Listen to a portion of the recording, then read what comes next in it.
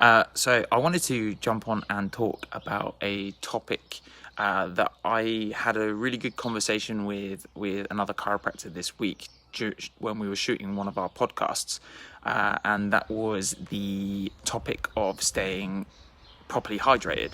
Now, depending on your level of activity and your weight, this is going to massively vary. However, the basic principle that I've basically learned whilst I've been dealing with clients is that everybody think that they should be drinking the same volume of water per day.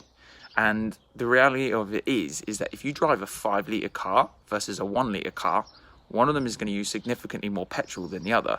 And so this line of thinking that everybody should be drinking the same quantity of water is madness.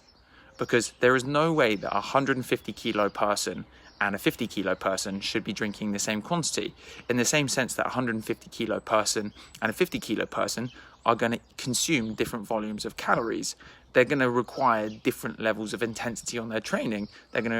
And so the thing is a lot of us basically take the guidelines that the government have given us of 5 fruits and vegetables per day, 2 litres of water a day, 8 hours of sleep a day, and we're basically following a guideline that is a guideline. It's not set for each person. And so what I've basically done is I've added this into the description, which is a hydration calculator. How many glasses of water, or how many ounces of water, how many litres of water should you be consuming on an average day based on your height, your weight, and your activity levels. Now, I was quite heavily shocked because I'm a very active individual and I like to exercise probably for a minimum of an hour to an hour and a half every single day. And so when I actually looked at the calculator, I put in my weight, which is about 81 to 82 kilos. My height is about 6 foot, and my level of activity is about, like I say, an hour to an hour and a half, 6 to 7 days a week. And what I actually found out is that my water content per day, in order to stay maintained and properly hydrated, was 4.5 litres, which is more than double what the government recommendations are of 8 glasses per day. Now, the 8 glasses per day is based on a guideline, and this was set on a study on basically like a few people, and it's never really been properly tested. So the thing is if you're only consuming 2 litres per day, the likelihood is you're severely dehydrated. Now, if we have a look at some of the disadvantages of being dehydrated, we can start to see some of the effects it can actually start to have on our health and how it can actually start to impact us. So, reduced hydration increases risks of headaches. Reduced hydration increases risks of injuries and lower back pain. In fact, actually, you can reduce your back pain by up to 20% just by getting the adequate levels of hydration in, because what we know about our discs, especially discs in the lumbar spine, they're predominantly water, and if we start to lose that can start to change as well. We can start to see changes in circulatory issues. We can start to see problems in regulating blood pressure and blood flow, lymphatic drainage, tissue healing. At the end of the day, we need circulation to occur, and our water is carrying all those tissues around the nutrients around the body in order to actually deliver these to our tissues and actually help maintain the tissues, get the right nutrition and keep hydrated. And so if we're not properly hydrated, we're not going to get those nutrition supplements and vitamins and all these other things to our tissues, and we're going to slow down that healing process, because you can actually slow down the recovery process.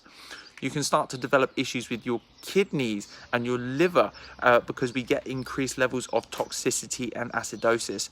And so we can start to get stuff like blood poisoning.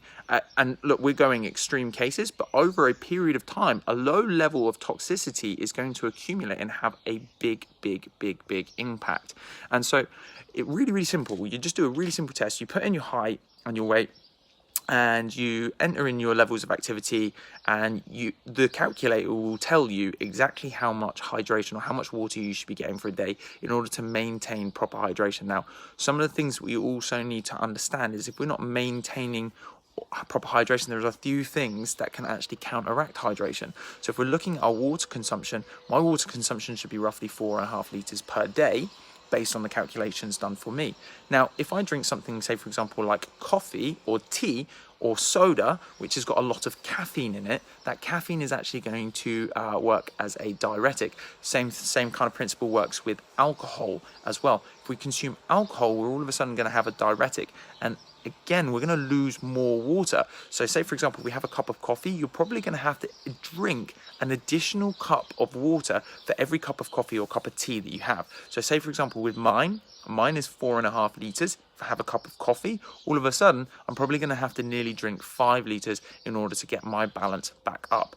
And again, this is to maintain all proper function in our organs, proper circulatory function, proper kidney and liver function, as well as keeping all the toxins and stuff out of our body so that our tissues can start to heal properly. We can even maintain hydration of stuff like our discs, and we can actually even reduce stuff like pain as a result of just properly staying hydrated.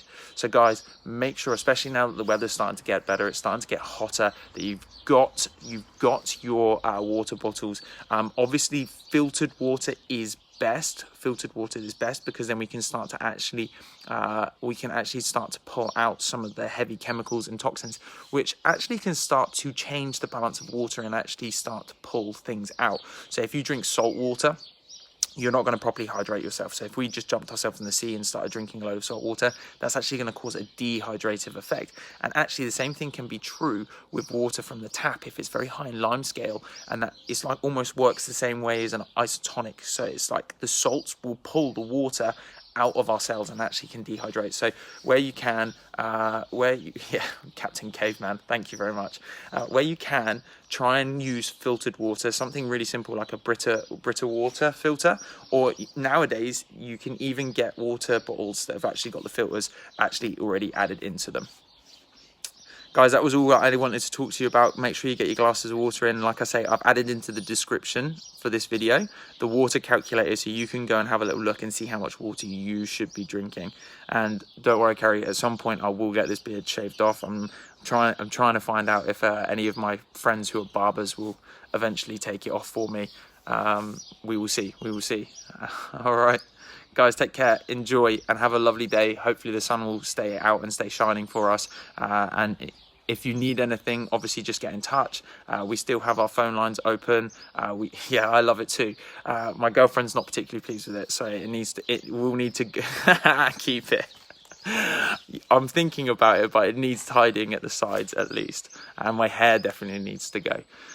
So if you guys need anything, phone lines are open, emails open. Loads of you have been responding to some of the emails that we've been sending out. We're going to continue to try and keep sending those to you. Even when we go back to the clinic, we want to try and keep these newsletters running because actually we're getting some really positive vibes from all of our clients and our patients who have actually really enjoyed getting the emails on a regular basis.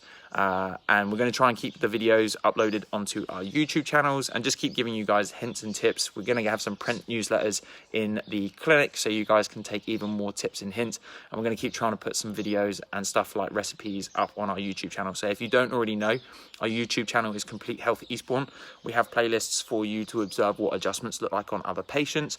We have videos on like some simple recipes that you can do at home. We've got videos on how you can improve your mindset around health. We've got some specific videos on trying to correct dysfunctions by certain areas.